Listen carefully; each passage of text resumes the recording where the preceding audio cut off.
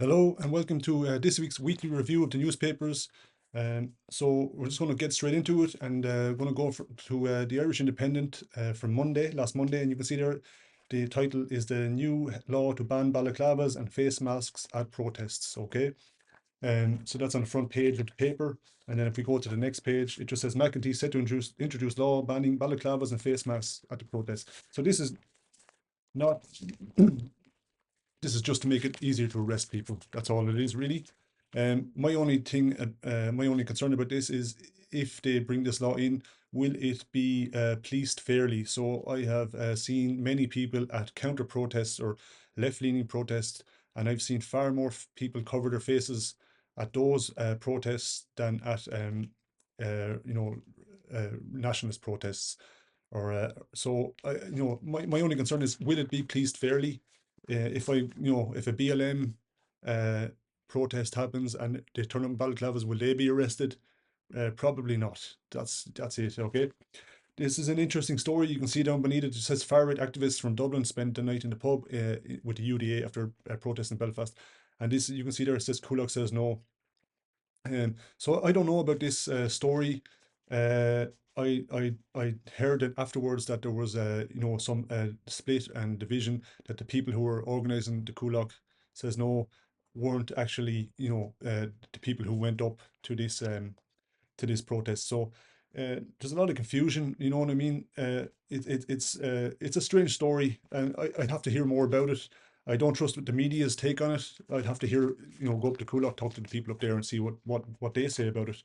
Um, but it's certainly very strange. And then there was a lot of a lot of violence up there, a lot of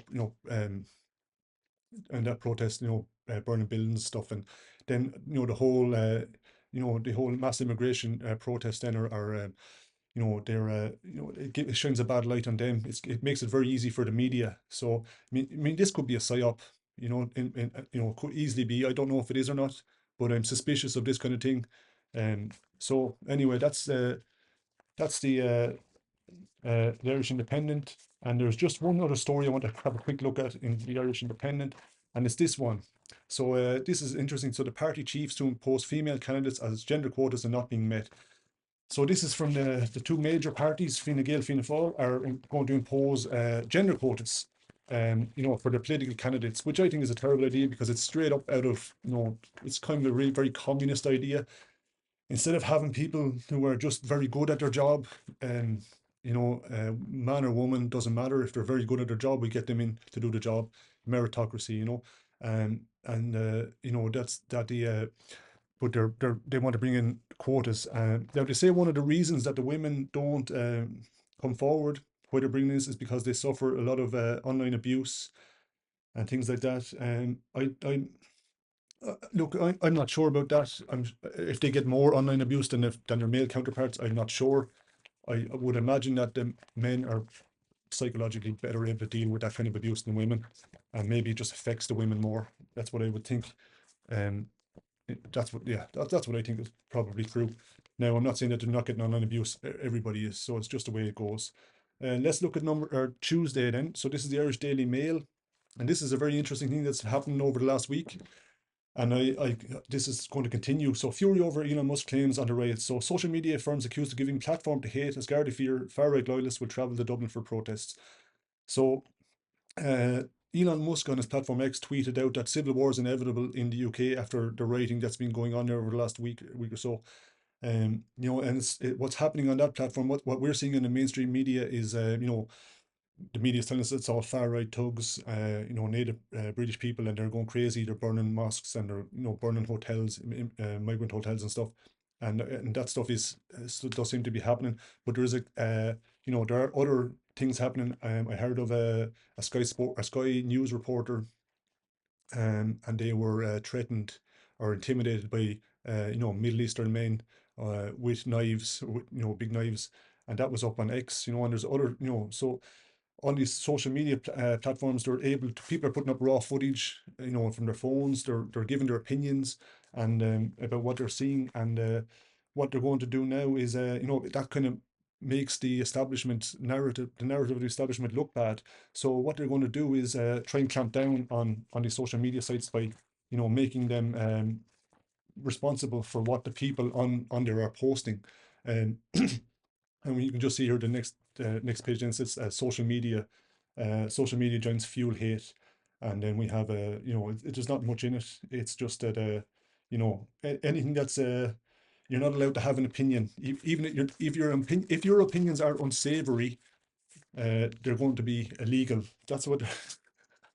So, um, that's the way it is. That's the way it seems to be going. That's what they want to do. They want to bring in the same standards of journalism that papers and the news media have, and apply that to social media, where most people are just posting their opinions or posting stuff that they've seen or witnessed themselves. And I don't think that that's fair. That they're two different. So it's social media. It's not news media. Although news media is part of it, but on social media sites, I don't think that the same standards apply, because a lot of it is just regular people, and you should be allowed to voice, within reason, what your thoughts are, especially if it's a video of something that actually happened. You should be allowed to post that. But I have a feeling that's where this is going.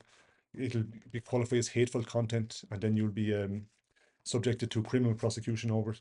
The next one, then, this is from the Irish Sun, and this is Instagram post terror. So, the Gardaí probe Harris family death threat. So, online thugs targets Simon. So, this is Simon Harris, Taoiseach, and he has received death threats on Instagram. So, Instagram is actually owned by Facebook, I think.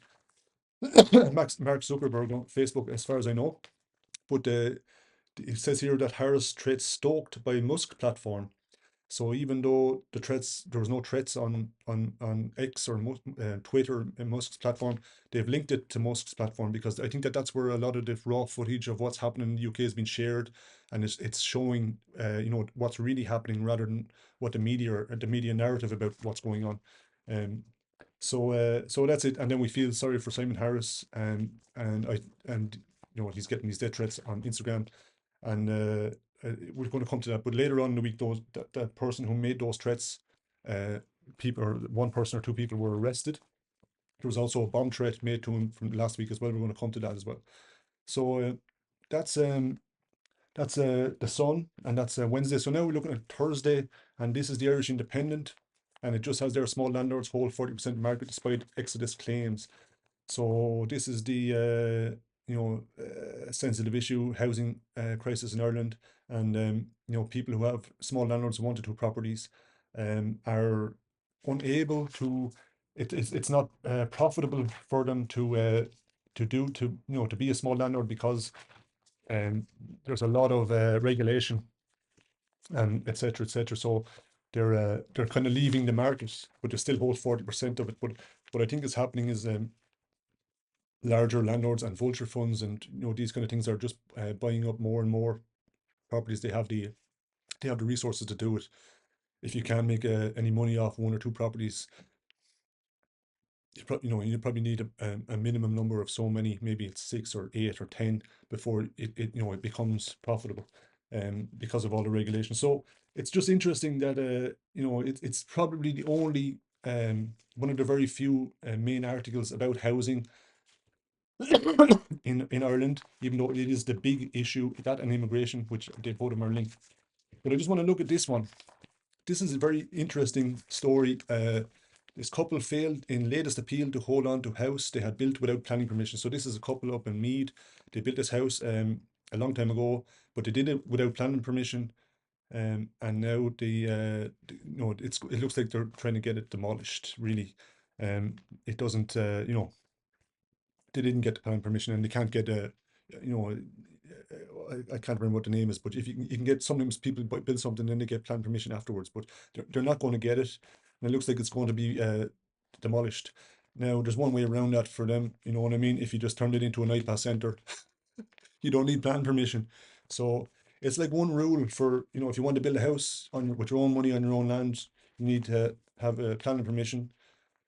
But if you want to set up an iPass center, you don't need planning permission at all. So like this is I think that's extremely unfair, just in general.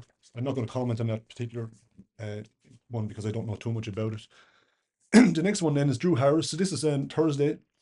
Sorry, Thursday. It's Friday. The Irish Times, and this is Drew Harris turns an offer of contract extension. Very interesting. Very interesting. He was offered a contract extension. I don't know why. This man had, as far as I know, the rank and file Garda there was a 99% vote of no confidence in him or something like that a while back, and he still kept his job, no problem. Now he didn't, and the political establishment or whoever they are, they're offering him an extension, and he turned it down. Um, why would you offer an extension to to somebody who's that unpopular with the rank and file Gardaí? I don't. It doesn't make any sense. But it's just showing how out of touch the politicos are with what's going on, I suppose, on the ground in Ireland. But an interesting thing about this is that they can't get anybody. They won't be able to get anybody from the senior Gardaí to replace him, because they're all going to. There's something to do with their pensions, and they'll end up with a major tax bill. So it'll be financially crippling, or financially they'll suffer financial loss if they take the job. So that means probably we're going to be seeing, if somebody else, another probably somebody from outside of Ireland taking this job again. Hopefully not. I wouldn't be in favour of that at all. I think it's a disastrous idea. They just need to change that law about and get people, from the Gardaí to to take the job, to change that law so that they don't end up losing all that money during their pensions and whatever. But this is just underneath it. Then it has just 39 of under 18 support lowering the voting age to 16. So this is just an interesting story. It's crazy that they're even asking people, that they want to lower the voting age to 16. I think there's just the government, or they're kind of testing the waters. Can we lower the age to 16? Voting age. I know why they want to do this, because teenagers are, if you think about what they're going to do with the social media, and they control the mainstream media, the narratives and that. If they start controlling the social media narratives too, then it's going to be very easy to indoctrinate these young people, or it'll be a lot easier, and then get them to vote the way that the government want them to vote, which won't be in the interest of the actual people. It will be in the, it just won't. But I think that there's something happening with the young people. I think that there's a kind of a rebellious spirit coming out in them. I think that they're not stupid. They recognize something's going wrong here. So there's just one interesting thing here that I noticed. Um, they asked them what subjects would they like to see more of in their schools. So these are teenagers in secondary school, 12 to 18-year-olds. And they said, what subjects would they like to see more of? And the most popular response was religion at 34%. And then psychology and drama were also mentioned frequently. So I think that the whole thing about the religion is, I think that young people are being spiritually starved. They recognize it. It's like a deep need in their soul, and they're going to turn away from. I think a lot of the younger people are going to turn away from the indoctrination that they're experiencing at the moment, and they're going to. I think there's going to be a big. I think religion is going to, and especially Christianity is going to make a big comeback with this younger generation coming up. Maybe not right now, but certainly I think in the future, and probably the near future. I just think that I just think it's going to go that way. They're crying out for that kind of spiritual. Their spiritual well being is completely ignored, and all the attacks on the Catholic Church and all the attacks on Christianity, and it's hard for them. I think. And now this is from Friday. This is the Irish Daily Mail. Anti-hate marchers face down the rioters in Belfast. So this is there was a big counter protest up in Belfast. I don't know if it was that big, but then there was a counter protest, and the counter protest apparently there was a lot more people. Now they're the good guys. Apparently, the paper tells the anti-hate marchers. So if you are concerned about the country, you don't want to see mass immigration because you recognise that it has major implications for for your own people. That's just hate. It's not genuine concern. It's just hate. so so that's the story there. So anti-hate marchers faced the raiders in Belfast, and counter protesters outnumber anti-migrant demonstrators as city centre comes to a standstill. Okay, so they've been all over the UK. There have been protests all week going on, and this is but the government, the media are covering it very disingenuously again, and they're focusing on the extreme elements that are always going to be happen. There's always going to be some that when tensions are high and you get a lot of people together, and tensions are high in these communities when you have a lot of these people moving in. if you have 500 men living on your doorstep, that's going to cause a lot of tension, So, but then I'm just going to look at the next one. So, inmate arrested over Taoiseach bomb hoax call from jail phone. So there was a bomb threat made against the Taoiseach last week, and they found the guy who did it. Apparently, he was an inmate in the jail, and he made the threat, and so that's who it is. So they found him, and yeah. So I don't know how serious that threat was, or if that guy, I don't know anything about it really, but but I think that it's kind of a story almost that it's used to gain sympathy for Simon Harris, and then when he brings in his draconian, hate speech laws and clamps down on your ability to protest, you're allowed to protest, but only you're not allowed. The protest is not allowed to make a difference. So if you're in Coolock, just say you're allowed to protest, right? But they're allowed to bring in the riot squad, move the protesters off violently, and you can't react to it. And even though you're protesting there for months, day and night, every night, yeah, they're going to move the men in anyway, and that's happening, I think, all over the country. It's like the government aren't listening; they're just doing what they want to do. They're telling you that you can protest, but you have to do it according to their rules, And I don't think that that's and their rules are really, put up and shut up. That's what they're basically saying. We're not going to change anything. We're just going to move them in anyway. You might slow it down, but we're going to keep at it. Now, the next one, this is just an opinion piece from Matt Cooper. So the state must act to put these violent thugs back in their boxes. So this is a very, he focuses on the protests, especially the ones in England and the UK that have been happening over the last week. And he kind of comes down very hard on people. There's a lot of linking of look, there's going to be young lads, criminals or whatever, who aren't very disciplined, and they're going to take advantage of the chaos and just going to wreak havoc. It's unfortunate, but these things happen when tensions are high. But I've noticed in these pieces they tend to paint everybody with the same, tar everyone with the same brush, so that it doesn't matter if you're like I was up in Coolock, I met the people up there. They were sound, they were grand. They weren't like they were genuinely worried and concerned about their community, and I would be too, because it would be terrifying to live in a place where they're moving 500 men in, but has a capacity for thousands. You know what I mean? And so. But anyway, I just want to read this. This is from Matt Cooper's piece, okay? So maybe our state authorities are finally going to get tougher with all this nonsense. So he's just talking about Ireland, okay?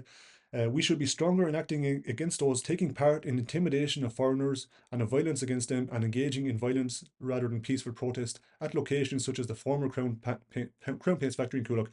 Those people were protesting peacefully for months, day and night, protesting peacefully. It was the riot squad who came in and forcefully moved them out. It was the reaction of the state that caused the violence, not the protesters. They were actually using their legitimate right to protest, and they were doing it lawfully. As far as I could see, they were doing it lawfully. And what the state did was heavy-handed, and yeah, that's what I think. And there are laws against violence and engaging in violence. We already have laws against that. So, um, whether it's violence against a foreigner or violence against an Irish person, it's the same law. So that's not it's once again, it's just this psychological kind of conditioning that if that they're trying to paint anybody who has any concerns about this as being a bad person. So politicians who engage in weasel words about following communities and listening to them should be aware that they are pandering to the racists and the criminals who are moving from peaceful concern and questions to hardline violence. So, and what's really happening is people are protesting, the government's not listening to them, they're moving the people in anyway, they're forcing protesters, off the protest site. And then, there's going to be, because that's the state so heavy-handed, the reaction is going to be, it's just going to, it's just going to be heavy too. It's just going to be a strong reaction. So I suspect the majority will support the authorities if they do react more forcefully, because otherwise it will reward our own criminal classes if they're allowed to dictate how we deal with the immigrant issues. So you can see there that he's linking anybody who has concerns. It's being implied that they're being, that they're either criminals themselves, criminal classes, or they're being, led by criminal classes. Don't think that's true at all. Not from my experience of going around the country to these protests in these sites. All right, so the last one then, this is the Sunday Independent. And so you can see here, so the Taoiseach goes to war against online hatred. Okay, so this is the you know this the clamping down on free speech, and a lot of this has to do with Elon Musk and X, and how people on there were showing raw footage of what was, that didn't correspond with the narrative that the mainstream media were pushing about the riots that were happening over in the UK, out across the UK. It's more nuanced and much more complicated than what we're being told by the mainstream media. There are dangerous people. We have let a lot of dangerous people into this country. I think, when we have enough of our own, we don't need any extra. Arson attack on a down mosque. So this is just up in Belfast. There was an arson attack on a mosque, and once again, it's being treated as a racially motivated hate crime, and so that's my own thing about that.